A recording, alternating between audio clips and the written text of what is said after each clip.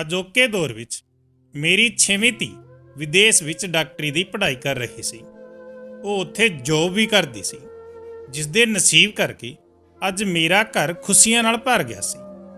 ਮੈਂ ਆਪਣੀ 6ਵੀਂ ਧੀ ਨੂੰ 20 ਲੱਖ ਰੁਪਏ ਵਿੱਚ ਆਪਣੀ ਮਾਲਕਿਨ ਨੂੰ ਵੇਚ ਦਿੱਤਾ ਸੀ। ਮਾਲਕਿਨ ਨੇ ਮੇਰੀ ਧੀ ਨੂੰ ਪੜ੍ਹਾਉਣ ਲਈ ਵਿਦੇਸ਼ ਭੇਜ ਦਿੱਤਾ। ਉੱਥੇ ਉਸ ਨੂੰ ਇੱਕ ਮੁੰਡਾ ਵੀ ਪਸੰਦ ਆ ਗਿਆ, ਪਰ ਮਾਲਕਿਨ ਨਹੀਂ ਚਾਹੁੰਦੀ ਸੀ ਕਿ ਉਹ ਵਿਦੇਸ਼ ਵਿੱਚ ਵਿਆਹ ਕਰੇ। ਮਾਲਕਿਨ ਚਾਹੁੰਦੀ ਸੀ ਕਿ ਉਹ ਭਾਰਤ ਆਏ ਅਤੇ ਮਾਲਕਿਨ ਆਪਣੇ ਹੱਥਾਂ ਨਾਲ ਉਸ ਦਾ ਵਿਆਹ ਕਰਨਾ ਚਾਹੁੰਦੀ ਸੀ। ਉਹ ਆਪਣੇ ਅਰਮਾਨਾਂ ਨੂੰ ਪੂਰਾ ਕਰਨਾ ਚਾਹੁੰਦੀ ਸੀ, ਕਿਉਂਕਿ ਮਾਲਕਿਨ ਨੇ ਜੋ ਗੁਨਾਹ ਉਸ ਦੇ ਨਾਲ ਕੀਤਾ ਸੀ, ਉਸ ਦੇ ਲਈ ਉਹ ਹਮੇਸ਼ਾ ਸ਼ਰਮਿੰਦਾ ਰਹਿੰਦੀ ਸੀ। ਆਪਣੇ ਉਸ ਗੁਨਾਹ ਦਾ ਪਛਤਾਵਾ ਕਰਨਾ ਚਾਹੁੰਦੀ ਸੀ, ਕਿਉਂਕਿ ਜੋ ਜ਼ੁਲਮ 6 ਸਾਲ ਪਹਿਲਾਂ ਉਸ ਦੇ ਨਾਲ ਹੋ ਚੁੱਕਿਆ ਸੀ, ਉਹ ਕਦੇ ਵੀ ਨਹੀਂ ਭੁੱਲ ਪਾਉਂਦੀ ਸੀ। ਹੋਇਆ ਕੁਝ ਐਵੇਂ ਸੀ, ਮੇਰੀਆਂ 6 ਕੁੜੀਆਂ ਸਨ। ਇਸ ਵਾਰ ਧੀ ਪੈਦਾ ਹੋਈ ਤਾਂ ਮੈਂ ਉਸ ਨੂੰ ਇੱਕ ਬੇਔਲਾਦ ਜੋੜੇ ਨੂੰ ਵੇਚ ਦਿੱਤਾ ਤੇ ਆਪ ਦੂਜੇ ਸ਼ਹਿਰ ਚਲੀ ਗਈ। 20 ਸਾਲ ਬਾਅਦ ਮੇਰੀ ਧੀ ਦੀ ਯਾਦ ਆਈ। ਉਹ ਜਵਾਨ ਹੋ ਕੇ ਕਿਵੇਂ ਦੀ ਹੋ ਗਈ ਹੋਵੇਗੀ।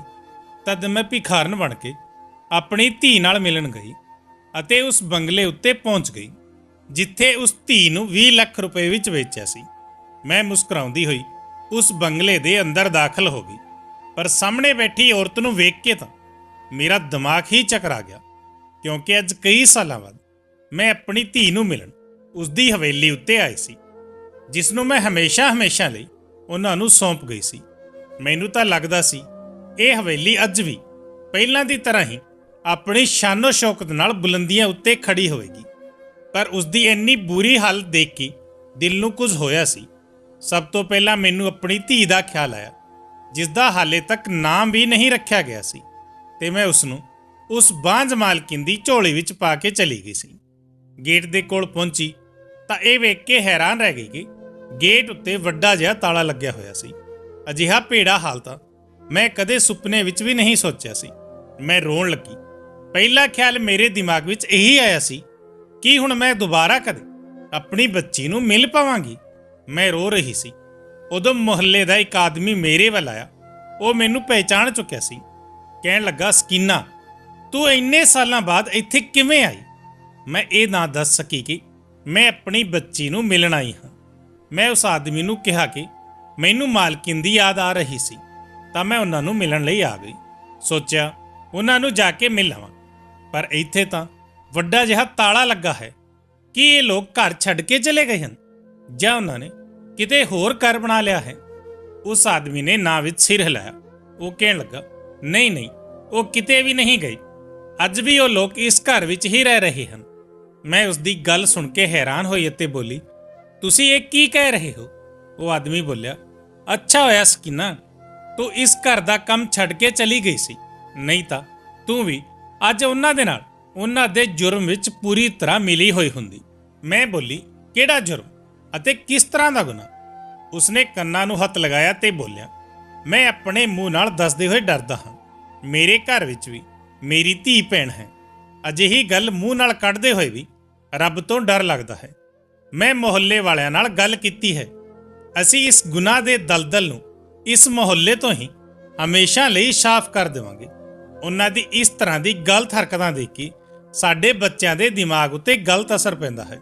ਉਹ ਸਾਡੇ ਤੋਂ ਇਸ ਘਰ ਬਾਰੇ ਸਵਾਲ ਕਰਦੇ ਹਨ ਤਾਂ ਸਿਰ ਸ਼ਰਮ ਨਾਲ ਝੁਕ ਜਾਂਦਾ ਹੈ। ਹੁਣੇ ਕੁਝ ਹੀ ਦੇਰ ਵਿੱਚ ਮੁਹੱਲੇ ਦੇ ਸਾਰੇ ਲੋਕ ਇੱਥੇ ਜਮ੍ਹਾਂ ਹੋ ਜਾਣਗੇ ਅਤੇ ਇਸ ਘਰ ਨੂੰ ਹਮੇਸ਼ਾ ਲਈ ਗੁਨਾਹ ਦੇ ਇਸ ਦਲਦਲ ਨੂੰ ਹਮੇਸ਼ਾ ਲਈ ਸਾਫ਼ ਕਰਵਾ ਦੇਣਗੇ।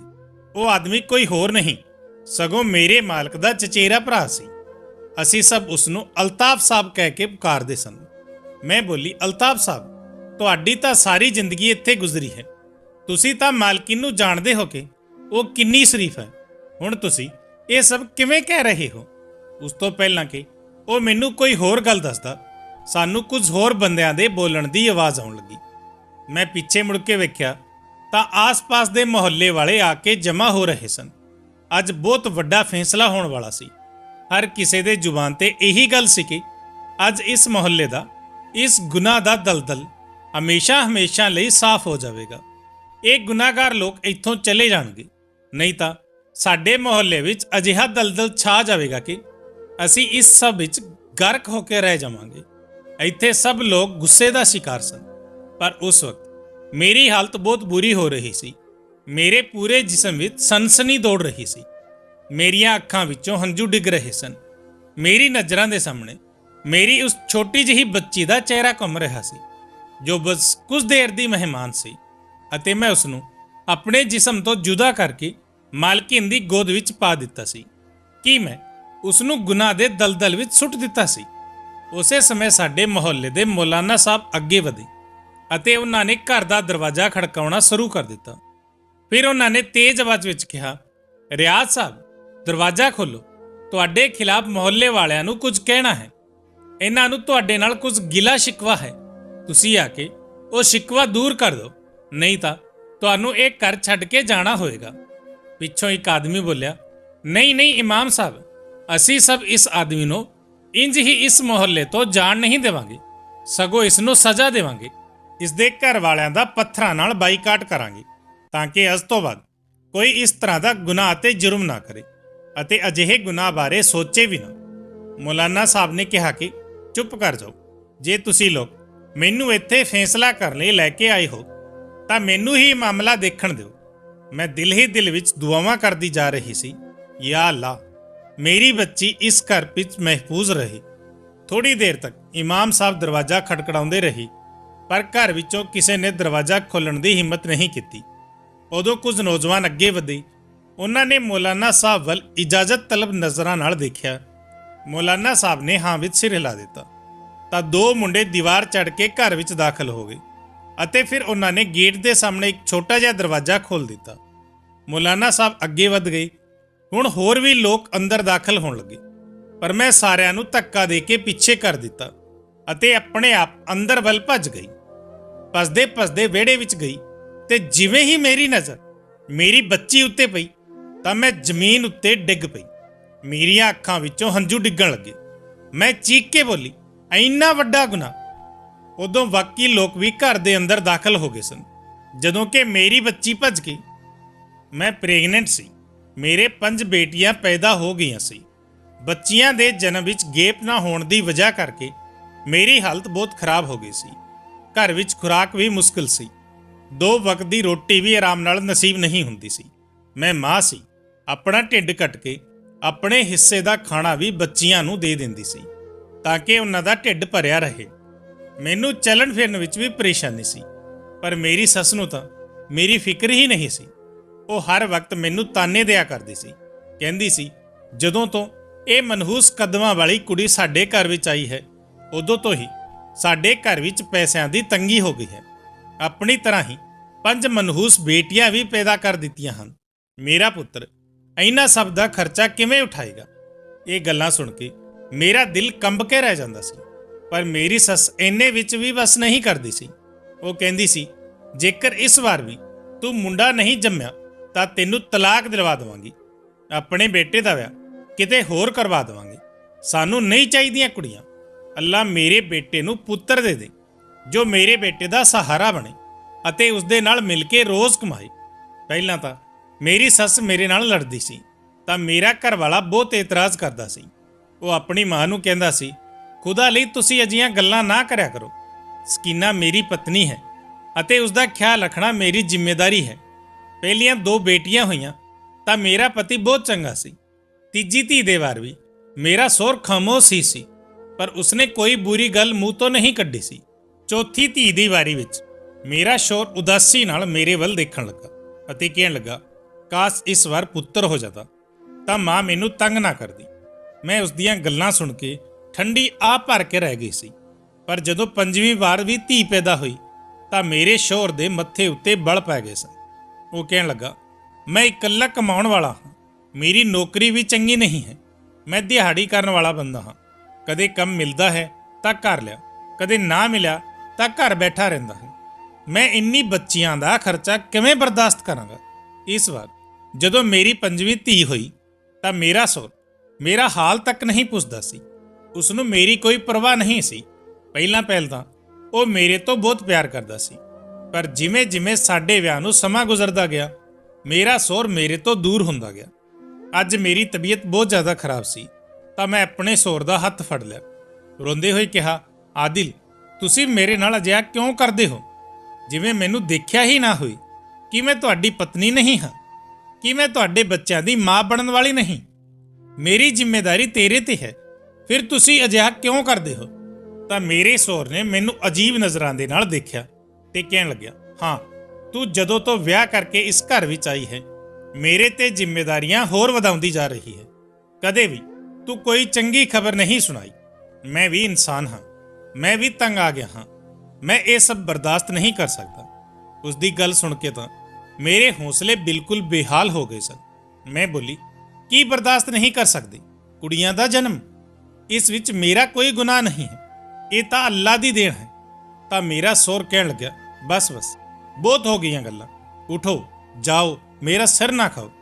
ਹੁਣ ਮੇਰੇ ਸਹੁਰ ਨੂੰ ਨਾ ਤਾਂ ਮੇਰੀ ਫਿਕਰ ਸੀ ਅਤੇ ਨਾ ਹੀ ਬੱਚੀਆਂ ਦੀ। ਉਹ ਆਪਣੇ ਆਪ ਤਾਂ ਬਾਹਰ ਤੋਂ ਢਿੱਡ ਭਰ ਕੇ ਖਾ ਆਉਂਦਾ ਸੀ, ਜਦੋਂ ਕਿ ਉਸ ਦੀ ਮਾਂ ਲਈ ਉਸ ਦੀ ਸ਼ਾਦੀशुदा ਭੈਣ ਖਾਣਾ ਦੇ ਜਾਂਦੀ ਸੀ। ਉਹ ਵੀ ਇਸ ਮੁਹੱਲੇ ਵਿੱਚ ਹੀ ਰਹਿੰਦੀ ਸੀ। ਪਿੱਛੇ ਮੈਂ ਤੇ ਮੇਰੀਆਂ ਕੁੜੀਆਂ ਭੁੱਖੀ ਰਹਿ ਜਾਂਦੀਆਂ ਸੀ। ਮੈਂ ਮੁਹੱਲੇ ਦੀ ਇੱਕ ਔਰਤ ਨੂੰ ਕਿਹਾ, ਜੇਕਰ ਤੁਹਾਡੀ ਨਜ਼ਰ ਵਿੱਚ ਅਜਿਹਾ ਕੋਈ ਘਰ ਹੈ ਜਿਸ ਵਿੱਚ ਨੌਕਰਾਣੀ ਦੀ ਜ਼ਰੂਰਤ ਹੈ ਤਾਂ ਮੈਨੂੰ ਲਾ ਦੇਣਾ। ਮੇਰੇ ਘਰ ਦੇ ਹਾਲਾਤ ਚੰਗੇ ਨਹੀਂ ਹਨ।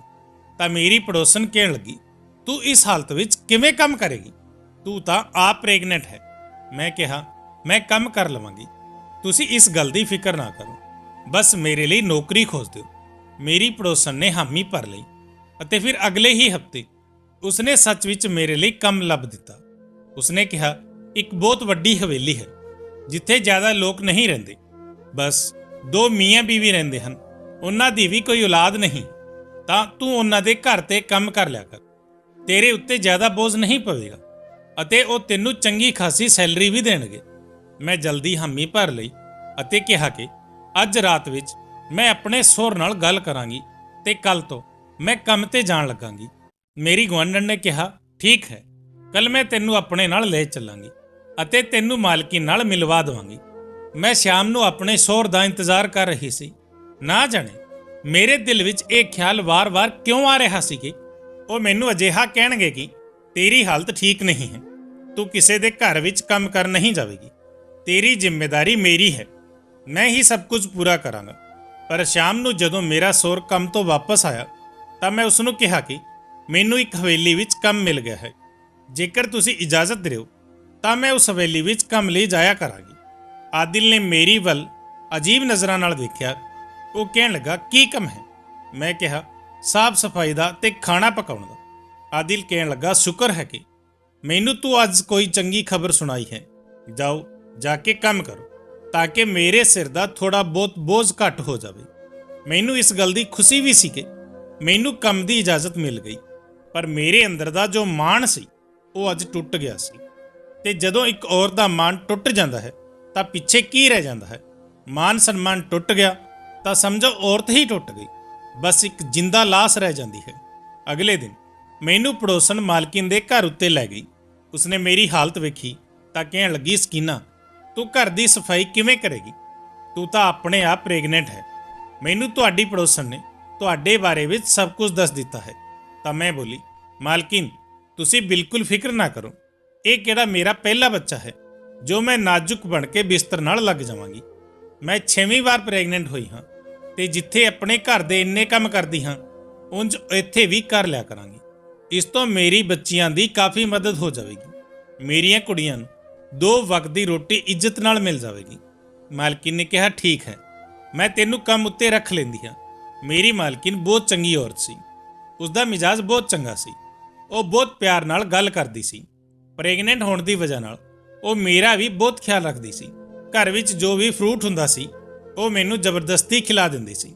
ਇੱਕ ਦਿਨ ਮੈਂ ਮਾਲਕਿਨ ਦੇ ਪੈਰਾਂ ਦੀ ਮਾਲਿਸ਼ ਕਰ ਰਹੀ ਸੀ ਤਾਂ ਉਹ ਕਹਿਣ ਲੱਗੀ ਕਿ ਤੁਹਾਡਾ ਸ਼ੌਹਰ ਤਾਂ ਤੁਹਾਡੇ ਤੋਂ ਬਹੁਤ ਖੁਸ਼ ਹੋਵੇਗਾ ਨਾ, ਤੂੰ ਉਸ ਨੂੰ ਇੰਨੇ ਬੱਚੇ ਪੈਦਾ ਕਰਕੇ ਦਿੱਤੇ ਹਨ। ਮਾਲਕਿਨ ਦੀ ਗੱਲ ਸੁਣ ਕੇ ਮੇਰੀਆਂ ਅੱਖਾਂ ਵਿੱਚ ਹੰਝੂ ਆ ਗਏ। ਮੈਂ ਕਿਹਾ, ਮੇਰਾ ਸਹੁਰਾ ਆਦਿਲ, ਉਸਨੇ ਮੇਰੇ ਨਾਲ ਲਵ ਮੈਰਿਜ ਕੀਤੀ ਸੀ, ਪਰ ਫਿਰ ਜਦੋਂ ਮੇਰੇ ਘਰ ਵਿੱਚ 5ਵੀਂ ਧੀ ਨੇ ਜਨਮ ਲਿਆ ਤਾਂ ਉਸਨੇ ਵੀ ਮੇਰੇ ਤੋਂ ਨਜ਼ਰਾਂ ਫੇਰ ਲਈਆਂ ਤੇ ਮੇਰੇ ਤੋਂ ਦੂਰੀ ਬਣਾ ਲਈ। ਹੁਣ ਉਹ ਮੈਨੂੰ ਪਸੰਦ ਨਹੀਂ ਕਰਦਾ। ਮੇਰਾ ਬੱਚਾ ਪੈਦਾ ਹੋਣ ਵਾਲਾ ਹੈ, ਜਦੋਂ ਕਿ ਆਦਿਲ ਨੇ ਪਹਿਲਾਂ ਤੋਂ ਹੀ ਮੈਨੂੰ ਧਮਕਾ ਦਿੱਤਾ ਹੈ। ਹੁਣ ਤਾਂ ਉਸਨੇ ਮੈਨੂੰ ਅੱਖਾਂ ਵੀ ਦਿਖਾਉਣੀਆਂ ਸ਼ੁਰੂ ਕਰ ਦਿੱਤੀਆਂ ਹਨ। ਮੈਂ ਆਪਣੇ ਇਸ ਬੱਚੇ ਲਈ ਵਿਆਕੁਲ ਹਾਂ। ਮੇਰੇ ਤਾਂ ਪਹਿਲਾਂ ਹੀ 5 ਬੇਟੀਆਂ ਹਨ। ਕਦੇ ਭੁੱਖੀ ਸੋ ਜਾਂਦੀਆਂ ਹਨ, ਕਦੇ ਖਾਣਾ ਮਿਲਦਾ ਹੈ, ਕਦੇ ਬੱਚੇ ਭੁੱਖੇ ਹੀ ਰਹਿ ਜਾਂਦੇ ਹਨ ਅਤੇ ਖੁਰਾਕ ਦੀ ਕਮੀ ਦੀ ਵਜ੍ਹਾ ਨਾਲ ਮੈਂ ਵੀ ਬਹੁਤ ਕਮਜ਼ੋਰ ਹਾਂ। ਨਾ ਜਾਣੇ ਉਹਨਾਂ ਕੁੜੀਆਂ ਦੀ ਖੁਰਾਕ ਨੂੰ ਮੈਂ ਕਿਵੇਂ ਪੂਰਾ ਕਰ ਸਕਾਂਗੀ। ਤਾਂ ਮਾਲਕਿਨ ਥੋੜੀ ਉਦਾਸ ਹੋ ਕੇ ਕਹਿਣ ਲੱਗੀ, ਯਾ ਅੱਲਾ, ਤੇਰੀ ਮਰਜ਼ੀ, ਤੂੰ ਹੀ ਜਾਣੇ। ਕਿਸੇ ਉੱਤੇ ਰਹਿਮ ਕਰਦਾ ਹੈ ਤਾਂ ਕਰਦਾ ਹੀ ਚਲਾ ਜਾਂਦਾ ਹੈ। ਕਿਸੇ ਨੂੰ ਇੰਨੀ ਔਲਾਦ ਦਿੰਦਾ ਹੈ ਕਿ ਉਸ ਤੋਂ ਸੰਭਾਲੇ ਨਹੀਂ ਸੰਭਲਦੀ ਅਤੇ ਕੋਈ ਔਲਾਦ ਲਈ ਤਰਸਦਾ ਰਹਿੰਦਾ ਹੈ। ਸਕੀਨਾ, ਤੈਨੂੰ ਪਤਾ ਹੈ ਕਿ ਮੇਰੇ ਵਿਆਹ ਨੂੰ ਪੂਰੇ 7 ਸਾਲ ਹੋ ਗਏ ਹਨ, ਪਰ ਹੁਣੇ ਤੱਕ ਮੈਨੂੰ ਔਲਾਦ ਦੀ ਖੁਸ਼ੀ ਨਸੀਬ ਨਹੀਂ ਹੋਈ। ਮੇਰੀ ਸੱਸ ਆਪਣੇ ਪੋਤਰੇ ਨੂੰ ਗੋਦ ਵਿੱਚ ਖਿਡਾਉਣ ਦਾ ਸੁਪਨਾ ਲੈ ਕੇ ਕਬਰ ਵਿੱਚ ਜਾ ਕੇ ਸੋ ਗਈ। ਮੇਰੇ ਇੱਥੇ ਅੱਲਾ ਨੇ ਰਹਿਮਤ ਨਹੀਂ ਭੇਜੀ। ਮੈਂ ਤਰ੍ਹਾਂ ਤਰ੍ਹਾਂ ਦੇ ਚੰਗੇ ਡਾਕਟਰ ਤੋਂ ਆਪਣਾ ਇਲਾਜ ਕਰਵਾਇਆ। ਮੇਰੇ ਸਹੁਰ ਨੇ ਵੀ ਆਪਣੇ ਸਾਰੇ ਟੈਸਟ ਕਰਵਾਏ, ਸਭ ਠੀਕ ਹੈ, ਪਰ ਅੱਲਾ ਦੇ ਵੱਲੋਂ ਦੇਰੀ ਹੈ। ਮੇਰਾ ਬਹੁਤ ਦਿਲ ਕਰਦਾ ਹੈ ਕਿ ਮੈਂ ਕੋਈ ਬੱਚਾ ਗੋਦ ਲੈ ਲਵਾਂ, ਪਰ ਮੇਰਾ ਸਹੁਰ ਉਸ ਉੱਤੇ ਵੀ ਰਾਜ਼ੀ ਨਹੀਂ ਹੁੰਦਾ। ਮੈਂ ਉਸ ਨੂੰ ਬਹੁਤ ਵਾਰ ਕਿਹਾ, ਅਸੀਂ ਕਿਸੇ ਯਤੀਮਖਾਨੇ ਤੋਂ ਬੱਚਾ ਗੋਦ ਲੈ ਲੈਂਦੇ ਹਾਂ, ਪਰ ਮੇਰਾ ਸਹੁਰ ਮੰਨਦਾ ਹੀ ਨਹੀਂ। ਹੁਣ ਤੂੰ ਹੀ ਦੱਸ, ਮੈਂ ਕੀ ਕਰਾਂ। ਮੇਰੀ ਮਾਲਕਿਨ ਦੀਆਂ ਗੱਲਾਂ ਵਿੱਚ ਇੰਨੀ ਬੇਬਸੀ ਸੀ ਕਿ ਮੇਰਾ ਦਿਲ ਕੱਟ ਕੇ ਰਹਿ ਗਿਆ ਸੀ। ਮੈਂ ਮਾਲਕਿਨ ਨੂੰ ਦਿਲਾਸਾ ਦਿੱਤਾ ਅਤੇ ਕਿਹਾ ਕਿ ਅੱਲਾ ਸਾਡੇ ਦੋਨਾਂ ਦੇ ਨਾਲ ਚੰਗਾ ਕਰੇਗਾ। ਫਿਰ ਜਦੋਂ ਅਗਲੇ ਦਿਨ ਮੈਂ ਬੰਗਲੇ ਵਿੱਚ ਕੰਮ ਉੱਤੇ ਵਾਪਸ ਆਈ ਤਾਂ ਮੈਨੂੰ ਵੇਖ ਕੇ ਮਾਲਕਿਨ ਦੀ ਚੀਕ ਨਿਕਲ ਗਈ ਸੀ। ਉਹ ਕਹਿਣ ਲੱਗੀ, ਕੀ ਹੋਇਆ ਤੁਹਾਡੇ ਨਾਲ? ਇਹ ਸਭ ਕਿਸ ਨੇ ਕੀਤਾ ਤੁਹਾਡੇ ਨਾਲ? ਤੁਹਾਡੇ ਚਿਹਰੇ ਉੱਤੇ ਇੰਨੇ ਨਿਸ਼ਾਨ ਕਿਉਂ ਹਨ? ਮੈਨੂੰ ਵੇਖ ਕੇ ਉਹ ਬੁਰੀ ਤਰ੍ਹਾਂ ਨਾਲ ਘਬਰਾ ਗਈ ਸੀ। ਮੇਰੀਆਂ ਅੱਖਾਂ ਵੀ ਸੁੱਜੀਆਂ ਹੋਈਆਂ ਸਨ। ਮੈਂ ਰੋਣ ਲੱਗੀ ਤੇ ਬੋਲੀ, ਕੱਲ ਮੇਰੇ ਸਹੁਰ ਨੇ ਮੇਰੇ ਉੱਤੇ ਹੱਥ ਚੁੱਕਿਆ। ਉਹ ਇਸ ਬੱਚੇ ਨੂੰ ਦੁਨੀਆ ਵਿੱਚ ਨਹੀਂ ਲਿਆਉਣਾ ਚਾਹੁੰਦਾ। ਮੇਰੀ ਸੱਸ ਨੇ ਮੇਰੇ ਸਹੁਰ ਨੂੰ ਮੇਰੇ ਖਿਲਾਫ ਭੜਕਾ ਦਿੱਤਾ ਹੈ ਤਾਂ ਉਹ ਮੇਰੇ ਉੱਤੇ ਗੁੱਸਾ ਕਰਨ ਲੱਗਾ ਹੈ। ਮੈਂ ਵੀ ਅੱਗੇ ਤੋਂ ਜਵਾਬ ਦਿੱਤਾ ਕਿ ਤੁਹਾਡਾ ਹੀ ਬੱਚਾ ਹੈ। ਆਦਿਲ, ਤੁਸੀਂ ਅਜਿਹਾ ਕਿਉਂ ਕਰ ਰਹੇ ਹੋ? ਤਾਂ ਉਸਨੇ ਮੇਰੇ ਉੱਤੇ ਹੱਥ ਚੁੱਕਿਆ ਅਤੇ ਇਹ ਵੀ ਕਿਹਾ, ਇਸ ਬੱਚੇ ਨੂੰ ਦੁਨੀਆ ਵਿੱਚ ਆਉਣ ਤੋਂ ਪਹਿਲਾਂ ਹੀ ਢਿੱਡ ਵਿੱਚ ਹੀ ਖਤਮ ਕਰ ਦਿਓ। ਮੈਨੂੰ ਇਹ ਬੱਚਾ ਨਹੀਂ ਚਾਹੀਦਾ। ਜੇਕਰ ਤੂੰ ਜਿੱਦ ਕਰੇਗੀ ਤਾਂ ਮੈਂ ਤੈਨੂੰ ਤਲਾਕ ਦੇ ਦੇਵਾਂਗਾ। ਮੇਰੀ ਮਾਲਕਿਨ ਰੋਣ ਲੱਗੀ। ਉਹ ਕਹਿਣ ਲੱਗੀ, ਤੈਨੂੰ ਪਤਾ ਹੈ, ਕੱਲ ਮੈਨੂੰ ਮੇਰੇ ਸ਼ੌਹਰ ਨੇ ਕਿਹਾ ਕਿ ਉਹ ਮੈਨੂੰ ਛੱਡ ਦੇਵੇਗਾ ਜਾਂ ਦੂਜਾ ਵਿਆਹ ਕਰ ਲਵੇਗਾ। ਅਸੀਂ ਦੋਨੇ ਔਰਤਾਂ ਬਹੁਤ ਮਜਬੂਰ ਹਾਂ। ਮੈਂ ਕੱਲ ਸਾਰਾ ਦਿਨ ਸੋਚਦੀ ਰਹੀ ਅਤੇ ਇਸ ਚੀਜ਼ ਦਾ ਹੱਲ ਵੀ ਮੈਂ ਕੱਢ ਲਿਆ ਹੈ। ਜੇਕਰ ਤੂੰ ਬੁਰਾ ਨਾ ਮੰਨ ਤਾਂ ਮੈਂ ਤੁਹਾਡੇ ਨਾਲ ਇੱਕ ਗੱਲ ਸ਼ੇਅਰ ਕਰਨਾ ਚਾਹੁੰਦੀ ਹਾਂ। ਮੈਂ ਬੋਲੀ, ਜੀ ਮਾਲਕਨ, ਕਹੋ, ਕੀ ਕਹਿਣਾ ਚਾਹੁੰਦੀ ਹੋ? ਮੇਰੀ ਇੰਨੀ ਮਜਾਲ ਕਿ ਮੈਂ ਤੁਹਾਡੀ ਗੱਲ ਦਾ ਬੁਰਾ ਮੰਨਾਂ। ਮਾਲਕਿਨ ਕਹਿਣ ਲੱਗੀ, ਸਕੀਨਾ, ਤੁਹਾਡਾ ਕਿਹੜਾ ਮਹੀਨਾ ਚੱਲ ਰਿਹਾ ਹੈ? ਮੈਂ ਬੋਲੀ, ਹੁਣੇ ਤਾਂ ਮੇਰੀ ਪ੍ਰੈਗਨੈਂਸੀ ਦਾ 3 ਮਹੀਨਾ ਸ਼ੁਰੂ ਹੋਇਆ ਹੈ। ਤਾਂ ਮਾਲਕਿਨ ਕਹਿਣ ਲੱਗੀ, ਚੱਲ ਤੂੰ ਆਪਣੇ ਇਸ ਬੱਚੇ ਨੂੰ ਨਾ ਮਾਰ ਅਤੇ ਨਾ ਹੀ ਤੁਹਾਡਾ ਸਹੁਰ ਤੈਨੂੰ ਤਲਾਕ ਦੇਵੇਗਾ। ਇਸ ਚੀਜ਼ ਤੋਂ ਬਚਣ ਲਈ ਤੂੰ ਆਪਣੇ ਘਰ ਵਿੱਚ ਇਹ ਮਸ਼ਹੂਰ ਕਰ ਦੇ ਕੇ ਤੂੰ ਬੱਚਾ ਖਤਮ ਕਰਵਾ ਦਿੱਤਾ ਹੈ ਅਤੇ ਇੱਧਰ ਮੈਂ ਆਪਣੇ ਸ਼ੌਹਰ ਨੂੰ ਝੂਠ ਬੋਲ ਦੇਵਾਂਗੀ ਕਿ ਮੈਂ ਪ੍ਰੈਗਨੈਂਟ ਹੋ ਗਈ ਹਾਂ। ਇਸ ਤਰ੍ਹਾਂ ਜਦੋਂ ਤੇਰੀ ਕੁੱਖ ਤੋਂ ਬੱਚਾ ਜਨਮ ਲਵੇਗਾ ਤਾਂ ਉਹ ਮੈਂ ਰੱਖ ਲਵਾਂਗੀ। ਤੇਰੇ ਸਹੁਰ ਨੂੰ ਕੰਨੋ ਕੰਨ ਖਬਰ ਵੀ ਨਹੀਂ ਹੋਏਗੀ, ਕਿਉਂਕਿ ਇੰਨੇ ਬੱਚੇ ਜਨਮ ਦੇਣ ਦੇ ਬਾਅਦ ਮੇਰਾ ਫਿਗਰ ਇੱਕਦਮ ਖਰਾਬ ਹੋ ਗਿਆ ਸੀ। ਬਿਨਾਂ ਪ੍ਰੈਗਨੈਂਸੀ ਦੇ ਵੀ ਮੇਰਾ ਢਿੱਡ ਬਾਹਰ ਨੂੰ ਹੀ ਰਹਿੰਦਾ ਸੀ। ਇਹਨਾਂ ਲੋਕਾਂ ਨੂੰ ਪਤਾ ਨਹੀਂ ਚੱਲ ਸਕਦਾ ਸੀ ਕਿ ਮੈਂ ਪ੍ਰੈਗਨੈਂਟ ਹਾਂ ਜਾਂ ਨਹੀਂ। ਹੁਣ ਇਹ ਜ਼ਿੰਮੇਵਾਰੀ ਤੇਰੇ ਉੱਤੇ ਹੈ ਕਿ ਤੂੰ ਆਪਣੇ ਘਰ ਵਾਲਿਆਂ ਤੋਂ ਕਿਵੇਂ ਲੁਕਾਉਣਾ ਹੈ ਅਤੇ ਆਪਣੇ ਸ਼ੌਹਰ ਨੂੰ ਇਸ ਗੱਲ ਦਾ ਕਿਸ ਤਰ੍ਹਾਂ ਨਾਲ ਭਰੋਸਾ ਦਿਵਾਉਣਾ ਹੈ ਕਿ ਹੁਣ ਮੈਂ ਪ੍ਰੈਗਨੈਂਟ ਨਹੀਂ ਹਾਂ। ਇਹ ਤੂੰ ਮੇਰੇ ਉੱਤੇ ਛੱਡ ਦੇ। ਤੇਰੀ ਧੀ ਹੋਏ ਜਾਂ ਪੁੱਤਰ, ਜੋ ਵੀ ਹੋਏਗਾ, ਤੂੰ ਮੇਰੀ ਗੋਦ ਵਿੱਚ ਪਾ ਦੇਣਾ ਅਤੇ ਇਸ ਕੰਮ ਲਈ ਮੈਂ ਤੈਨੂੰ ਪੂਰੇ 20 ਲੱਖ ਰੁਪਏ ਦੇਵਾਂਗੀ ਅਤੇ ਫਿਰ ਤੂੰ ਇਹ ਸ਼ਹਿਰ ਛੱਡ ਕੇ ਚਲੀ ਜਾਣਾ। ਬੋਲ, ਤੈਨੂੰ ਮਨਜ਼ੂਰ ਹੈ? ਇਸ ਤਰ੍ਹਾਂ ਤੇਰੇ ਹੋਣ ਵਾਲੇ ਬੱਚੇ ਦੀ ਜਾਨ ਵੀ ਬਚ ਜਾਵੇਗੀ, ਤੇਰਾ ਘਰ ਵੀ ਨਹੀਂ ਟੁੱਟੇਗਾ ਅਤੇ ਫਿਰ ਤੂੰ ਆਪਣੀ ਬੇਟੀਆਂ ਦੇ ਨਾਲ ਆਰਾਮ ਨਾਲ ਆਪਣੀ ਜ਼ਿੰਦਗੀ ਗੁਜ਼ਾਰ ਸਕੇਗੀ। ਉਹਨਾਂ ਨੂੰ ਦੁਨੀਆ ਦੀ ਹਰ ਖੁਸ਼ੀ ਦੇ ਪਾਵੇਗੀ। ਮੇਰੀਆਂ ਅੱਖਾਂ ਵਿੱਚੋਂ ਹੰਝੂ ਵਗ ਰਹੇ ਸਨ। ਮੈਂ ਕਿਹਾ, ਮਾਲਕਿਨ, ਜੇਕਰ ਅਜਿਹਾ ਹੋ ਜਾਵੇ ਤਾਂ ਬਹੁਤ ਹੀ ਚੰਗਾ ਹੋਵੇਗਾ। ਤੁਸੀਂ ਤਾਂ ਮੇਰੇ ਲਈ ਮਸੀਹਾ ਸਾਬਤ ਹੋ ਜਾਓਗੇ। ਉਸ ਦਿਨ ਅਸੀਂ ਦੋਨਾਂ ਔਰਤਾਂ ਨੇ ਆਪਣੇ ਆਪਣੇ ਗਮਾਂ ਨੂੰ ਦੂਰ ਕਰਨ ਲਈ ਇਹ ਫੈਸਲਾ ਕਰ ਲਿਆ ਸੀ ਕਿ ਅਸੀਂ ਇਹ ਗੱਲ ਪੂਰੀ ਦੁਨੀਆ ਤੋਂ ਛੁਪਾ ਕੇ ਰੱਖਾਂਗੇ। ਜਦੋਂ ਮੈਂ ਸ਼ਾਮ ਨੂੰ ਘਰ ਵਾਪਸ ਗਈ ਤਾਂ ਮੇਰਾ ਸਹੁਰ ਸਾਹਮਣੇ ਹੀ ਬੈਠਾ ਹੋਇਆ ਸੀ। ਉਸਦੇ ਤੇਵਰ ਬਹੁਤ ਖਰਾਬ ਦਿਖ ਰਹੇ ਸਨ। ਉਹ ਕਹਿਣ ਲੱਗਾ, ਹਾਂ, ਮੈਨੂੰ ਦੱਸ, ਤੂੰ ਕੀ ਫੈਸਲਾ ਕੀਤਾ ਹੈ? ਤੈਨੂੰ ਇਸ ਘਰ ਵਿੱਚ ਰਹਿਣਾ ਹੈ ਜਾਂ ਫਿਰ ਆਪਣੀ 6ਵੀਂ ਧੀ ਨੂੰ ਇਸ ਦੁਨੀਆ ਵਿੱਚ ਲਿਆਉਣਾ ਹੈ? ਮੈਂ ਆਪਣੇ ਸ਼ੌਹਰ ਦਾ ਹੱਥ ਫੜ ਲਿਆ ਅਤੇ ਉਸ ਨੂੰ ਕਿਹਾ, ਮੈਂ ਤੁਹਾਡੇ ਨਾਲ ਰਹਿਣਾ ਚਾਹੁੰਦੀ ਹਾਂ। ਕੱਲ ਹੀ ਮੈਂ ਹਸਪਤਾਲ ਜਾ ਕੇ ਇਸ ਬੱਚੇ ਨੂੰ ਖਤਮ ਕਰਵਾ ਦੇਵਾਂਗੀ। ਤਦ ਕਿਤੇ ਜਾ ਕੇ ਮੇਰੇ ਸ਼ੌਹਰ ਦਾ ਮਿਜਾਜ ਠੀਕ ਹੋਇਆ ਸੀ। ਮੇਰੀ ਸੱਸ ਬੜੀ ਖੁਸ਼ ਹੋ ਗਈ ਸੀ, ਪਰ ਮੈਂ ਅੰਦਰ ਤੋਂ ਟੁੱਟ ਕੇ ਰਹਿ ਗਈ ਸੀ। ਹੁਣ ਜਦੋਂ ਵੀ ਮੈਂ ਕੰਮ ਕਰਨ ਜਾਂਦੀ, ਮੇਰੀ ਮਾਲਕਿਨ ਮੈਨੂੰ ਕੰਮ ਨਾ ਕਰਨ ਦਿੰਦੀ, ਸਗੋਂ ਸਾਰਾ ਦਿਨ ਕਹਿੰਦੀ ਤੂੰ ਆਰਾਮ ਕਰ, ਕਿਉਂਕਿ ਤੇਰੀ ਕੁੱਖ ਵਿੱਚ ਮੇਰੀ ਅਮਾਨਤ ਪਲ ਰਹੀ ਹੈ। ਅਤੇ ਫਿਰ ਜ਼ਬਰਦਸਤੀ ਮੈਨੂੰ ਖਾਣਾ ਵੀ ਖਿਲਾ ਦਿਆ ਕਰਦੀ ਸੀ। ਫਲ ਫਰੂਟ ਤਾਂ ਉਹ ਮੇਰੇ ਲਈ ਹਮੇਸ਼ਾ ਤਿਆਰ ਹੀ ਰੱਖਦੀ ਸੀ। ਮਾਲਕਿਨ ਨੇ ਘਰ ਵਿੱਚ ਇੱਕ ਹੋਰ ਨੌਕਰਾਨੀ ਰੱਖ ਲਈ ਸੀ। ਮੇਰੇ ਆਰਾਮ ਦਾ ਉਹ ਪੂਰਾ ਖਿਆਲ ਰੱਖ ਰਹੀ ਸੀ। ਇਸ ਤਰ੍ਹਾਂ ਮੈਨੂੰ ਆਰਾਮ ਦਿੱਤਾ ਜਾਂਦਾ। ਮਹੀਨੇ ਦੇ ਅਖੀਰ ਵਿੱਚ ਮਾਲਕਿਨ ਮੇਰੇ ਹੱਥਾਂ ਉੱਤੇ ਤਨਖਾਹ ਰੱਖ ਦਿਆ ਕਰਦੀ ਸੀ। ਇਸ ਤਰ੍ਹਾਂ ਮੇਰੇ ਦਿਨ ਬੜੀ ਚੰਗੀ ਤਰ੍ਹਾਂ ਨਾਲ ਗੁਜ਼ਰ ਰਹੇ ਸਨ। ਮੈਨੂੰ ਮੇਰੀ ਕਿਸੇ ਵੀ ਪ੍ਰੈਗਨੈਂਸੀ ਵਿੱਚ ਇੰਨਾ ਆਰਾਮ ਨਹੀਂ ਮਿਲਿਆ ਸੀ। ਇਹ ਤਾਂ ਮਾਲਕਿਨ ਦਾ ਵੱਡਪਨ ਸੀ ਕਿ ਉਹ ਮੇਰਾ ਇੰਨਾ ਖਿਆਲ ਰੱਖ ਰਹੀ ਸੀ। ਹੁਣ ਮੇਰੀ ਸਿਹਤ ਵੀ ਬਹੁਤ ਚੰਗੀ ਹੋ ਗਈ ਸੀ। ਮਾਲਕਿਨ ਨੇ ਮੈਨੂੰ ਕਿਹਾ ਕਿ ਤੂੰ ਅੱਜਕੱਲ ਆਪਣੇ ਘਰੇਲੂ ਟੈਨਸ਼ਨ ਤੋਂ ਵੀ ਦੂਰ ਰਿਹਾ ਕਰ। ਜੇਕਰ ਤੇਰਾ ਸ਼ੌਹਰ ਤੇਰੇ ਨਾਲ ਲੜਦਾ ਹੈ ਤਾਂ ਵੀ ਉਸ ਦੇ ਬਾਰੇ ਵਿੱਚ ਤੂੰ ਕੁਝ ਵੀ ਨਾ ਸੋਚਿਆ ਕਰ। ਤੂੰ ਆਪਣੇ ਆਪ ਨੂੰ ਹਮੇਸ਼ਾ ਨੋਰਮਲ ਰੱਖਿਆ ਕਰ, ਕਿਉਂਕਿ ਇਸ ਤੋਂ ਤੇਰੇ ਬੱਚੇ ਦੀ ਸਿਹਤ ਉੱਤੇ ਵੀ ਕਾਫੀ ਅਸਰ ਪਵੇਗਾ। ਮੈਂ ਤਾਂ ਮੁਸਕਰਾ ਦਿੰਦੀ ਸੀ, ਕਹਿੰਦੀ ਸੀ ਅਜਿਹਾ ਕਿਵੇਂ ਸੰਭਵ ਹੈ? ਜਦੋਂ ਮੇਰੇ ਬੱਚੇ ਭੁੱਖੇ ਹੁੰਦੇ ਹਨ ਤਾਂ ਕਿਵੇਂ ਟੈਨਸ਼ਨ ਨਾ ਲਵਾਂ? ਮਾਲਕਿਨ ਮੇਰੀ ਬੱਚੀਆਂ ਲਈ ਵੀ ਚੰਗਾ ਖਾਣਾ ਭੇਜਣ ਲੱਗੀ। ਸ਼ੌਹਰ ਦਾ ਮਿਜਾਜ ਹੁਣ ਕਾਫੀ ਚੰਗਾ ਹੋ ਗਿਆ ਸੀ, ਕਿਉਂਕਿ ਉਸ ਦਾ ਖਰਚਾ ਜੋ ਘਟ ਗਿਆ ਸੀ। ਮੈਂ ਮਾਲਕਿਨ ਨੂੰ ਪੁੱਛਿਆ ਕਿ ਤੁਹਾਡੇ ਸ਼ੌਹਰ ਦਾ ਰਵੱਈਆ ਤੁਹਾਡੇ ਨਾਲ ਹੁਣ ਕਿਵੇਂ ਹੈ? ਕੀ ਉਹ ਹੁਣੇ ਵੀ ਦੂਜਾ ਵਿਆਹ ਕਰਨਾ ਚਾਹੁੰਦੇ ਹਨ? ਮਾਲਕਿਨ ਦੇ ਚਿਹਰੇ ਉੱਤੇ ਉਦਾਸੀ ਫੈਲ ਗਈ ਸੀ। ਉਹ ਕਹਿਣ ਲੱਗੀ, ਹਾਂ, ਮੇਰਾ ਸ਼ੌਹਰ ਹੁਣ ਵੀ ਦੂਜਾ ਵਿਆਹ ਤਾਂ ਨਹੀਂ ਕਰੇਗਾ, ਪਰ ਹੁਣ ਉਹ ਕਾਫੀ ਚੁੱਪ ਰਹਿੰਦਾ ਹੈ। ਸ਼ਾਇਦ ਉਸ ਨੂੰ ਕਦੇ ਵੀ ਇਸ ਚੀਜ਼ ਦੀ ਉਮੀਦ ਹੀ ਨਹੀਂ ਸੀ ਕਿ ਮੈਂ ਪ੍ਰੈਗਨੈਂਟ ਹੋ ਪਾਵਾਂਗੀ ਅਤੇ ਉਸ ਨੂੰ ਔਲਾਦ ਦੀ ਖੁਸ਼ੀ ਦੇ ਪਾਵਾਂਗੀ। ਲੱਗਦਾ ਹੈ ਮੈਂ ਉਸ ਦੇ ਦੂਜੇ ਵਿਆਹ ਦੇ ਅਰਮਾਨਾਂ ਉੱਤੇ ਪਾਣੀ ਫੇਰ ਦਿੱਤਾ ਹੈ। ਕੀ ਪਤਾ ਮੇਰੀ ਇਸ ਕਮੀ ਦੀ ਵਜ੍ਹਾ ਨਾਲ ਉਹ ਆਪਣੇ ਲਈ ਦੂਜੀ ਦੁਲਹਨ ਵੀ ਤਲਾਸ਼ ਕੀਤੇ ਬੈਠਾ ਹੋਵੇਗਾ। ਉਦੋਂ ਹੀ ਤਾਂ ਚੁੱਪ ਰਹਿੰਦਾ ਹੈ। ਪਰ ਤੂੰ ਫਿਕਰ ਨਾ ਕਰ, ਹੌਲੀ ਹੌਲੀ ਸਾਡੇ ਦੋਨਾਂ ਦੇ ਹਾਲਾਤ ਵੀ ਠੀਕ ਹੋ ਜਾਣਗੇ। ਮੈਂ ਕੰਮ ਉੱਤੇ ਜਾਂਦੀ ਸੀ ਤਾਂ ਮਾਲਕਿਨ ਮੈਨੂੰ ਏਸੀ ਵਾਲੇ ਕਮਰੇ ਵਿੱਚ ਲੇਟਾ ਦਿੰਦੀ ਸੀ। ਤਦ ਮੈਂ ਆਪਣੇ ਢਿੱਡ ਤੇ ਹੱਥ ਰੱਖ ਕੇ ਆਪਣੇ ਹੋਣ ਵਾਲੇ ਬੱਚੇ ਦੇ ਨਾਲ ਢੇਰਾਂ ਗੱਲਾਂ ਕਰਦੀ ਸੀ। ਮੈਂ ਉਸ ਨੂੰ ਆਪਣੀ ਮਜਬੂਰੀ ਦੱਸੀ ਸੀ, ਉਸ ਨੂੰ ਸਮਝਾਇਆ ਸੀ, ਮੇਰੇ ਤੋਂ ਨਫ਼ਰਤ ਨਾ ਕਰਨਾ, ਤੁਹਾਡੀ ਮਾਂ ਮਜਬੂਰ ਹੈ। ਤੂੰ ਜਿਵੇਂ ਹੀ ਪੈਦਾ ਹੋ ਜਾਵੇਗੀ ਮੈਂ ਤੈਨੂੰ ਗੈਰਾਂ ਦੇ ਹੱਥਾਂ ਵਿੱਚ ਸੌਂਪ ਕੇ ਚਲੀ ਜਾਵਾਂਗੀ। ਪਰ ਫਿਕਰ ਨਾ ਕਰਨਾ, ਇਹ ਜੋ ਔਰਤ ਹੈ ਇਹ ਤੇਰੇ ਉੱਤੇ ਆਪਣੀ ਜਾਨ ਨਿਛਾਵਰ ਕਰੇਗੀ। ਲੱਗਦਾ ਹੈ ਮੈਂ ਆਪਣੀ ਧੀ ਦੇ ਨਾਲ ਜੋ ਵਾਅਦੇ ਕੀਤੇ ਸਨ ਉਹ ਸਾਰੇ ਝੂਠ ਨਿਕਲੇ ਸਨ, ਕਿਉਂਕਿ ਅੱਜ ਜਦੋਂ ਮੈਂ ਘਰ ਵਿੱਚ ਦਾਖਲ ਹੋਈ ਤਾਂ ਅਜੀਬ ਜਿਹਾ ਮੰਜ਼ਰ ਵੇਖਿਆ ਸੀ। ਮੇਰੀ ਧੀ ਮਾਲਿਕ ਦੇ ਨਾਲ ਚਿਪਕ ਕੇ ਬੈਠੀ ਹੋਈ ਸੀ, ਜਦੋਂ ਕਿ ਜੋ ਮਾਲਕਿਨ ਸੀ ਉਹ ਤਾਂ ਘਰ ਦੇ ਕੰਮ ਧੰਦੇ ਵਿੱਚ ਬਿਜ਼ੀ ਸੀ। ਮਾਲਿਕ ਦੀ ਆਵਾਜ਼ ਮੇਰੇ ਕੰਨਾਂ ਵਿੱਚ ਗੂੰਜੀ ਸੀ। ਉਹ ਕਹਿ ਰਿਹਾ ਸੀ, ਰਾਬੀਆ, ਮੈਂ ਤੈਨੂੰ ਬਹੁਤ ਮੁਹੱਬਤ ਕਰਦਾ ਹਾਂ। ਜਦੋਂ ਤੋਂ ਤੁਹਾਡੇ ਨਾਲ ਵਿਆਹ ਹੋਇਆ ਹੈ ਮੇਰੀ ਤਾਂ ਦੁਨੀਆ ਹੀ ਬਦਲ ਗਈ ਹੈ। ਮੈਂ ਚੀਕ ਪਈ ਸੀ ਅਤੇ ਬੋਲੀ, ਇਹ ਤਾਂ ਸਰਾਸਰ ਗੁਨਾਹ ਹੈ। ਤਦ ਤੱਕ ਬਾਕੀ ਲੋਕ ਵੀ ਘਰ ਵਿੱਚ ਦਾਖਲ ਹੋ ਚੁੱਕੇ ਸਨ।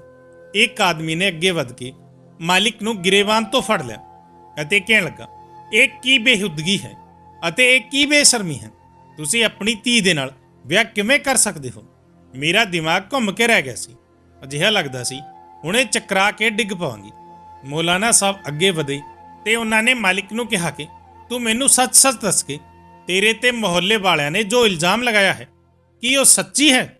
ਕੀ ਤੂੰ ਸੱਚ ਵਿੱਚ ਆਪਣੀ ਧੀ ਨਾਲ ਨਿਕਾਹ ਕਰ ਚੁੱਕਿਆ ਹੈ? ਕੀ ਇਹ ਕੁੜੀ ਸੱਚ ਵਿੱਚ ਤੇਰੀ ਪਤਨੀ ਹੈ? ਤਾਂ ਮਾਲਿਕ ਨੇ ਇਸ ਗੱਲ ਵਿੱਚ ਹਾਂ ਵਿੱਚ ਸਿਰ ਹਿਲਾ ਦਿੱਤਾ।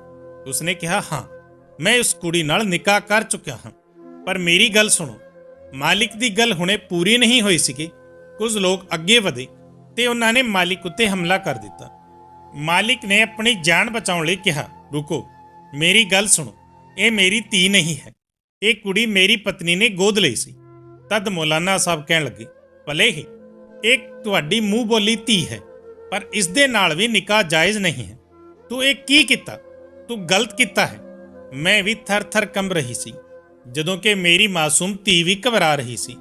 ਮਾਲਕਿਨ ਅੱਗੇ ਵਧੀ ਅਤੇ ਕਹਿਣ ਲੱਗੀ, ਮੌਲਾਨਾ ਸਾਹਿਬ, ਤੁਸੀਂ ਮੇਰੀ ਪੂਰੀ ਗੱਲ ਸੁਣੋ। ਮੌਲਾਨਾ ਸਾਹਿਬ ਕਹਿਣ ਲੱਗੇ, ਹਾਂ ਧੀ, ਤੂੰ ਦੱਸ, ਸੱਚ ਕੀ ਹੈ ਤੇ ਝੂਠ ਕੀ ਹੈ? ਮਾਲਕਿਨ ਬੋਲੀ ਕਿ ਮੈਂ ਵਿਆਹ ਦੇ 7 ਸਾਲ ਦੇ ਬਾਅਦ ਵੀ ਔਲਾਦ ਪੈਦਾ ਨਹੀਂ ਕਰ ਸਕੀ ਸੀ। ਮੇਰੇ ਸ਼ੌਹਰ ਨੇ ਮੈਨੂੰ ਆਪਣੀ ਦੂਜੇ ਵਿਆਹ ਦੀ ਧਮਕੀ ਦਿੱਤੀ ਸੀ। ਇਸ ਲਈ ਮੈਂ ਆਪਣੀ ਨੌਕਰਾਨੀ ਤੋਂ ਉਸ ਦੀ ਧੀ ਗੋਦ ਲੈ ਲਈ ਅਤੇ ਇਹੀ ਕਿਹਾ ਸੀ, ਮੇਰੀ ਆਪਣੀ ਧੀ ਹੈ, ਇਹ ਨੌਕਰਾਣੀ ਜੋ ਤੁਹਾਡੇ ਸਭ ਦੇ ਸਾਹਮਣੇ ਖੜੀ ਹੈ, ਇਸ ਤੋਂ ਪੁੱਛ ਲਓ। ਮੈਂ ਵੀ ਇਸ ਗੱਲ ਨੂੰ ਛੇਤੀ ਹੀ ਕਬੂਲ ਕਰ ਲਿਆ ਸੀ ਅਤੇ ਬੋਲੀ, ਇਹੀ ਗੱਲ ਸੱਚ ਹੈ। ਤਦ ਮਾਲਕਿਨ ਕਹਿਣ ਲੱਗੀ, ਮੈਂ ਆਪਣੇ ਸ਼ੌਹਰ ਨੂੰ ਦੱਸਿਆ ਕਿ ਮੈਂ ਪ੍ਰੈਗਨੈਂਟ ਹਾਂ, ਪਰ ਮੇਰਾ ਸ਼ੌਹਰ ਖੁਸ਼ ਨਹੀਂ ਹੋਇਆ। ਜਿਸ ਰੋਜ਼ ਇਹ ਬੱਚੀ ਮੇਰੀ ਗੋਦ ਵਿੱਚ ਆਈ, ਉਸ ਦਿਨ ਮੇਰੇ ਸ਼ੌਹਰ ਨੇ ਮੈਨੂੰ ਕਿਹਾ, ਮੈਂ ਤੈਨੂੰ ਹੁਣੇ ਦੇ ਹੁਣੇ ਤਲਾਕ ਦੇ ਕੇ ਘਰ ਤੋਂ ਕੱਢ ਦੇਵਾਂਗਾ, ਨਹੀਂ ਤਾਂ ਮੈਨੂੰ ਸੱਚ-ਸੱਚ ਦੱਸ ਦੇ, ਇਹ ਕਿਸ ਦੀ ਧੀ ਹੈ। ਮੈਂ ਆਪਣੇ ਸ਼ੌਹਰ ਨੂੰ ਭਰੋਸਾ ਦਿਵਾਉਣ ਦੀ ਕੋਸ਼ਿਸ਼ ਕੀਤੀ, ਇਸ ਬੱਚੇ ਨੂੰ ਮੈਂ ਹੀ ਜਨਮ ਦਿੱਤਾ ਹੈ। ਤਦ ਮੇਰਾ ਸ਼ੌਹਰ ਕਹਿਣ ਲੱਗਿਆ, ਮੈਂ ਤਾਂ ਬਾਂਝ ਹਾਂ, ਮੈਂ ਤਾਂ ਔਲਾਦ ਪੈਦਾ ਕਰ ਹੀ ਨਹੀਂ ਸਕਦਾ, ਫਿਰ ਇਹ ਕਿਸ ਦੀ ਧੀ ਹੈ? ਤੂੰ ਕਿੱਥੇ ਆਪਣਾ ਮੂੰਹ ਕਾਲਾ ਕੀਤਾ ਹੈ?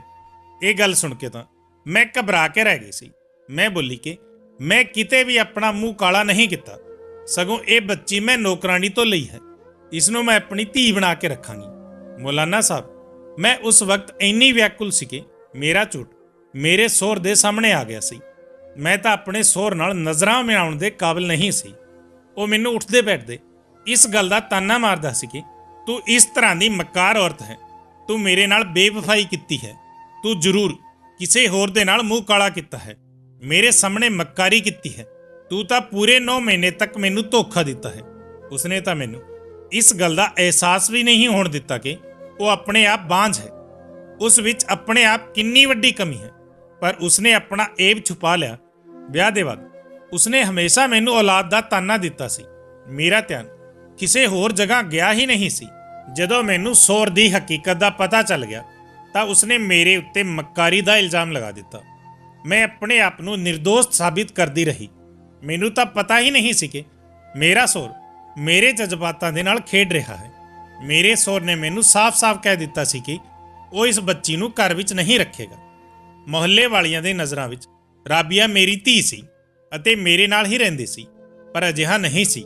ਰਾਬੀਆ ਲਈ ਮੈਂ ਵੱਖ ਤੋਂ ਨੌਕਰਾਨੀ ਰੱਖੀ ਹੋਈ ਸੀ। ਰਾਬੀਆ ਉਸ ਦੇ ਨਾਲ ਕੁਆਟਰ ਵਿੱਚ ਰਹਿੰਦੀ ਸੀ। ਇੰਨੇ ਸਾਲਾਂ ਵਿੱਚ ਕਦੇ ਵੀ ਮੇਰੇ ਸ਼ੌਹਰ ਨੇ ਉਸ ਕੁੜੀ ਨੂੰ ਨਹੀਂ ਵੇਖਿਆ ਸੀ ਅਤੇ ਨਾ ਹੀ ਬਾਪ ਵਾਲਾ ਰਵੱਈਆ ਰੱਖਿਆ ਸੀ। ਮੈਂ ਵੀ ਉਸ ਬੱਚੀ ਦੀ ਮਾਂ ਨਾ ਬਣ ਪਾਈ। ਬਸ ਪੂਰੇ ਦਿਨ ਵਿੱਚ 1-ਅੱਧੇ ਘੰਟੇ ਲਈ ਉਸ ਦੇ ਕੋਲ ਚਲੀ ਜਾਂਦੀ ਸੀ। ਮੇਰਾ ਸ਼ੌਹਰ ਵੀ ਮੇਰੇ ਨਾਲ ਬਹੁਤ ਬੁਰਾ ਸੀ। ਉਹ ਮੈਨੂੰ ਵੇਖ ਕੇ ਗੁੱਸੇ ਨਾਲ ਮੁਸਕਰਾ ਦਿਆ ਕਰਦਾ ਸੀ ਅਤੇ ਕਹਿੰਦਾ ਸੀ, ਮੇਰੇ ਸਾਹਮਣੇ ਤੂੰ ਨਕਲੀ ਪ੍ਰੈਗਨੈਂਸੀ ਦਾ ਡਰਾਮਾ ਕੀਤਾ ਅਤੇ ਨਾ ਜਾਣੇ ਤੇਰੇ ਕਿੰਨੇ ਯਾਰ ਹੋਣਗੇ। ਮੇਰੇ ਨੱਕ ਦੇ ਹੇਠਾਂ ਕੀ ਕੁਝ ਕਰਦੀ ਰਹੀ ਹੋਵੇਗੀ। ਮੈਂ ਤਾਂ ਇਹਨਾਂ ਗੱਲਾਂ ਵਿੱਚ ਹੀ ਉਲਝ ਕੇ ਰਹਿ ਗਈ ਸੀ। ਕਦੇ ਪਲਟ ਕੇ ਸਵਾਲ ਕਰਨ ਦਾ ਖਿਆਲ ਵੀ ਨਹੀਂ ਆਇਆ ਕਿ ਝੂਠਾ ਇਨਸਾਨ ਤਾਂ ਤੂੰ ਹੈ। ਤੂੰ ਮੇਰੀ ਜਵਾਨੀ ਨੂੰ ਨਰਕ ਬਣਾ ਦਿੱਤਾ। ਆਪਣੇ ਆਪ ਤਾਂ ਬਾਂਝ ਸੀ, ਔਲਾਦ ਮੇਰੇ ਤੋਂ ਮੰਗਦਾ ਸੀ। ਖੈਰ, ਜਦੋਂ ਰਾਬੀਆ 16 ਵਰਸ ਦੀ ਹੋ ਗਈ ਤਾਂ ਇੱਕ ਦਿਨ ਉਹ ਮੇਰੇ ਕੋਲ ਆਈ। ਤਦ ਮੇਰੇ ਸ਼ੌਹਰ ਦੀ ਨਜ਼ਰ ਉਸ ਉੱਤੇ ਪੈ ਗਈ। ਉਹ ਪੂਰਾ ਸਾਲ ਖਾਮੋਸ਼ ਰਿਹਾ, ਕੁਝ ਨਹੀਂ ਬੋਲਿਆ। ਪਰ ਜਦੋਂ ਉਹ 20 ਸਾਲ ਦੀ ਹੋ ਗਈ ਤਾਂ ਮੇਰੇ ਸ਼ੌਹਰ ਨੇ ਮੇਰੇ ਸਾਹਮਣੇ ਤਲਾਕ ਦੇ ਕਾਗਜ਼ ਰੱਖ ਦਿੱਤੇ। ਕਹਿਣ ਲੱਗਾ, ਤੈਨੂੰ ਤਲਾਕ ਦੇ ਦੇਵਾਂਗਾ, ਨਹੀਂ ਤਾਂ ਮੇਰਾ ਨਿਕਾਹ ਰਾਬੀਆ ਨਾਲ ਕਰਵਾ ਦੇ। ਮੇਰਾ ਸ਼ੌਹਰ ਜਾਣਦਾ ਸੀ ਤਲਾਕ ਅਜਿਹੀ ਚੀਜ਼ ਹੈ ਜਿਸ ਦੇ ਤੋਂ ਮੈਂ ਬਹੁਤ ਡਰਦੀ ਸੀ, ਕਿਉਂਕਿ ਮੇਰੇ ਮਾਂ-ਬਾਪ ਦਾ ਇੰਤਕਾਲ ਹੋ ਚੁੱਕਿਆ ਸੀ ਅਤੇ ਮੇਰੇ ਕੋਲ ਰਹਿਣ ਲਈ ਕੋਈ ਠਿਕਾਣਾ ਨਹੀਂ ਸੀ। ਰਾਬੀਆ ਵੀ ਉਸ ਤੋਂ ਨਿਕਾਹ ਨਹੀਂ ਕਰਨਾ ਚਾਹੁੰਦੀ ਸੀ, ਪਰ ਉਹ ਵੀ ਮੇਰੀ ਤਰ੍ਹਾਂ ਮਜਬੂਰ ਸੀ। ਉਸ ਦੇ ਕੋਲ ਵੀ ਕੋਈ ਹੋਰ ਚਾਰਾ ਨਹੀਂ ਸੀ। ਰਾਬੀਆ ਤੋਂ ਨਿਕਾਹ ਕਰਨ ਦੇ ਬਾਅਦ ਮੇਰੇ ਸ਼ੌਹਰ ਨੇ ਮੈਨੂੰ ਇਸ ਘਰ ਦੀ ਨੌਕਰਾਨੀ ਬਣਾ ਦਿੱਤਾ ਅਤੇ ਰਾਬੀਆ ਨੂੰ ਮਾਲਕਿਨ। ਨਾ ਜਾਣੇ ਮੁਹੱਲੇ ਵਿੱਚ ਇਹ ਗੱਲ ਕਿਵੇਂ ਫੈਲ ਗਈ। ਅੱਛਾ ਹੀ ਹੋਇਆ। ਰਾਬੀਆ ਅੱਗੇ ਵੱਧ ਕੇ ਕਹਿਣ ਲੱਗੀ, ਮੈਨੂੰ ਇਸ ਆਦਮੀ ਤੋਂ ਤਲਾਕ ਚਾਹੀਦਾ ਹੈ। ਮੌਲਾਨਾ ਸਾਹਿਬ ਨੇ ਪੁਲਿਸ ਨੂੰ ਸੱਦ ਲਿਆ ਅਤੇ ਰਾਬੀਆ ਨਾਲ ਜ਼ਬਰਦਸਤੀ ਨਿਕਾਹ ਦਾ ਮੁਕੱਦਮਾ ਦਰਜ ਹੋ ਗਿਆ। ਮਾਲਿਕ ਨੂੰ ਪੁਲਿਸ ਲੈ ਗਈ। ਰਾਬੀਆ ਦਾ ਮਾਲਿਕ ਤੋਂ ਤਲਾਕ ਹੋ ਗਿਆ। ਮਾਲਕਿਨ ਨੇ ਵੀ ਰਿਆਜ਼ ਤੋਂ ਤਲਾਕ ਲੈ ਲਿਆ ਸੀ ਅਤੇ ਆਪਣੀ ਜਾਇਦਾਦ ਸਮੇਟ ਕੇ ਰਾਬੀਆ ਦੇ ਨਾਲ ਦੂਜੇ ਸ਼ਹਿਰ ਵਿੱਚ ਸ਼ਿਫਟ ਹੋ ਗਈ। ਪਰ ਜਾਣ ਤੋਂ ਪਹਿਲਾਂ ਮੈਨੂੰ ਰਾਬੀਆ ਨੂੰ ਗਲੇ ਲਗਾਉਣ ਦਾ ਮੌਕਾ ਮਿਲ ਗਿਆ ਸੀ। ਮੇਰੀ ਉਸ ਧੀ ਦੇ ਨਸੀਬ ਨਾਲ ਅੱਲਾ ਨੇ ਮੇਰੀ 5 ਬੇਟੀਆਂ ਦਾ ਨਸੀਬ ਖੋਲ ਕੇ ਰੱਖ ਦਿੱਤਾ ਸੀ। ਜਦੋਂ ਮੈਂ ਰਾਬੀਆ ਨੂੰ ਮਾਲਕਿਨ ਦੇ ਹਵਾਲੇ ਕੀਤਾ ਸੀ ਤਾਂ ਮੇਰੀ ਜ਼ਿੰਦਗੀ ਬਦਲ ਗਈ ਸੀ। ਮੇਰਾ ਸ਼ੌਹਰ ਮੇਰੇ ਨਾਲ ਚੰਗਾ ਹੋ ਗਿਆ ਸੀ। ਮੇਰੀਆਂ ਬੇਟੀਆਂ ਨੂੰ ਵੀ ਚੰਗੀ ਖੁਰਾਕ ਮਿਲਣ ਲੱਗੀ ਸੀ। ਬੱਚੀਆਂ ਦਾ ਚੰਗੇ ਸਕੂਲ ਵਿੱਚ ਐਡਮਿਸ਼ਨ ਕਰਵਾ ਦਿੱਤਾ ਸੀ। ਮਾਲਕਿਨ ਦੇ ਦਿੱਤੇ ਗਏ 20 ਲੱਖ ਨਾਲ ਮੈਂ ਚੂੜੀਆਂ ਦੀ ਦੁਕਾਨ ਖੋਲ੍ਹੀ ਅਤੇ ਮੇਰੀ ਵੱਡੀ ਧੀ ਨੇ ਬਿਊਟੀਸ਼ੀਅਨ ਦਾ ਕੋਰਸ ਕਰਕੇ ਪਾਰਲਰ ਖੋਲ੍ਹਿਆ ਸੀ ਅਤੇ ਛੋਟੀ ਧੀ ਨੇ ਸਿਲਾਈ ਦਾ ਕੋਰਸ ਕਰਕੇ ਬੁਟੀਕ ਖੋਲ੍ਹਿਆ ਸੀ। ਤੀਜੇ ਨੰਬਰ ਦੀ ਧੀ ਮਹਿੰਦੀ ਦਾ ਡਿਜ਼ਾਈਨ ਕੋਰਸ ਕਰਕੇ ਲੱਖਾਂ ਰੁਪਏ ਕਮਾਉਂਦੀ ਸੀ। ਹੁਣ ਮੇਰੇ ਘਰ ਵਿੱਚ ਕਿਸੇ ਚੀਜ਼ ਦੀ ਵੀ ਕੋਈ ਕਮੀ ਨਹੀਂ ਸੀ। ਆਪਣਾ ਘਰ, ਆਪਣੀ ਗੱਡੀ। ਮੇਰਾ ਸ਼ੌਹਰ ਤਾਂ ਹੁਣ ਮੇਰੀਆਂ ਬੇਟੀਆਂ ਨੂੰ ਦੁਆਵਾਂ ਦਿੰਦਾ ਨਹੀਂ ਥੱਕਦਾ ਸੀ। ਅਤੇ 2 ਛੋਟੀਆਂ ਬੇਟੀਆਂ ਹੁਣੇ ਕਾਲਜ ਵਿੱਚ ਪੜ੍ਹ ਰਹੀਆਂ ਸਨ। ਮੇਰੀ ਸੱਸ ਵੀ ਹੁਣ ਮੇਰੀ 5 ਬੇਟੀਆਂ ਦੀ ਖੂਬ ਸ਼ਾਬਾਸ਼ੀ ਕਰਦੀ ਹੈ। ਹੁਣ ਉਹ ਮੇਰੀ ਵੱਡੀ ਧੀ ਦੇ ਵਿਆਹ ਦੇ ਚੱਕਰ ਵਿੱਚ ਪਈ ਹੋਈ ਹੈ। ਰੋਜ਼ ਰਿਸ਼ਤਿਆਂ ਦੀ ਤਲਾਸ਼ ਵਿੱਚ ਰਹਿੰਦੀ ਹੈ।